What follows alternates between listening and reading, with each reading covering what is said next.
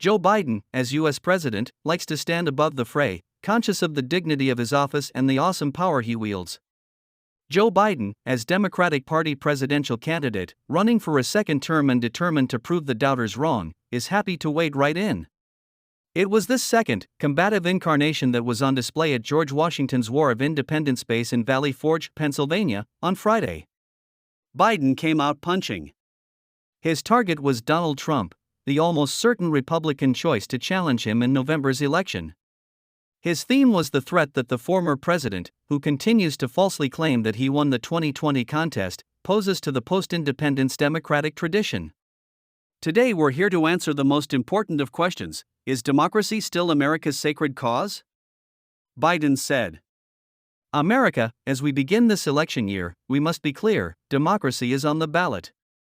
Rhetoric aside, Biden and the Democrats do not lack facts to fortify their arguments. Trump applauded as patriots the rioters who attacked Capitol Hill and tried to overthrow the election in January 2021. He has spoken of abolishing the U.S. Constitution, assuming dictatorial powers and vengefully pursuing retribution against those who call him to account. They include federal judges who will oversee the nearly 100 criminal felony charges he faces this year. Biden's insistence that Trump is a loser, while accurate in retrospect, looks highly questionable going forward. The first votes in the Republican and Democrat 2024 election primaries and caucuses are due to be cast in Iowa, or, in the Democrats' case, mailed, in the coming days. Biden and Democrats running for Congress are highlighting issues such as abortion rights wrecked in 2022 by Trump-appointed Supreme Court justices, minority rights, the climate crisis and the post-pandemic recovery that has brought a return to growth and new jobs, for which the White House claims credit. Yet Biden's Valley Forge insistence that Trump is a loser, while accurate in retrospect, looks highly questionable going forward. American voters, on the whole, do not give their current president much credit for his domestic achievements, including the Inflation Reduction Act that boosted clean energy and cut healthcare costs. Biden's national approval rating hovers around 40%. Polls suggest that many voters think he is too old, at 81, to run again. Biden's feisty performance at Valley Forge, kicking off a busy schedule of campaign events, was partly designed to dispel such misgivings. Yet there are 10 months to go. Many wonder openly whether he will stand the pace. It is almost certainly too late to replace him as Democratic nominee, although Vice President Kamala Harris and California Governor Gavin Newsom are often mentioned. And all the time Trump and the Republicans will be pounding him hard.